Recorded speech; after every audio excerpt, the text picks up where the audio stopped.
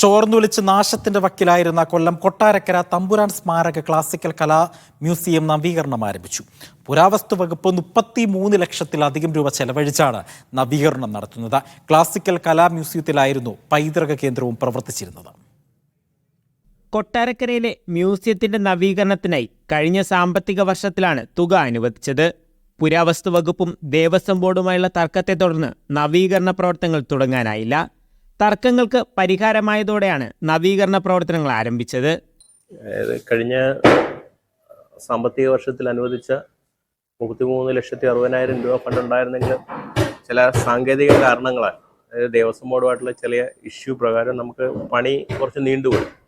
എങ്കിലും ദേവസ്വം ബോർഡുള്ള പ്രശ്നങ്ങളൊക്കെ അവസാനിച്ച് പണി തുടങ്ങാനുള്ള അനുവാദം ദേവസ്വം ബോർഡിൽ നിന്ന് കിട്ടുകയും പുതിയ എഗ്രിമെൻറ്റും പ്രകാരം ഈ കഴിഞ്ഞ വ്യാഴാഴ്ച മുതൽ നമ്മൾ പണി തുടങ്ങിയിട്ടുണ്ട്. 2011 മുതൽ കഥകളി മ്യൂസിയവും തമ്പുരാൻ മ്യൂസിയത്തിലാണ് പ്രവർത്തിക്കുന്നത്. ജീവനക്കാർക്ക് അടിസ്ഥാന സൗകര്യം പോലും ലഭ്യമാക്കാതെയാണ് മ്യൂസിയം വർഷങ്ങളായി പ്രവർത്തിക്കുന്നതെന്നും ആരോപണമുണ്ട്. ഓടുകളിളക്കി പുതിയത് സ്ഥാപിച്ചും പുതിയ തടികൾ ഉപയോഗിച്ചു തന്നെ പഴമ നിലനിർത്തി നവീകരിക്കാനാണ് പദ്ധതി.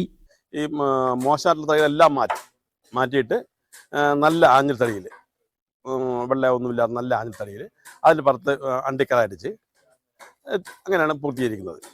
പിന്നെ എല്ലാം നല്ല രീതിയിൽ ചെയ്യുക, അതാണ് നമ്മുടെ നിർദ്ദേശം. അങ്ങനെയാണ് തൂണുകളും കഴുക്കുകളും എല്ലാം മാറ്റും. പുരാവസ്തു വകുപ്പിന്റെ 33,64,000 രൂപ ചിലവഴിച്ചാണ് നവീകരണ പ്രവർത്തനങ്ങൾ ആരംഭിച്ചത്. ആട്ടക്കഥയുടെ ഉപജ്ഞാതാവായ വീരകേരളവർമ്മയുടെ പേരിലുള്ള മ്യൂസിയം നവീകരിക്കുന്നതോടെ കൂടുതൽ സഞ്ചാരികളെത്തുമെന്നാണ് പ്രതീക്ഷ. മീഡിയ 1 കൊല്ലം.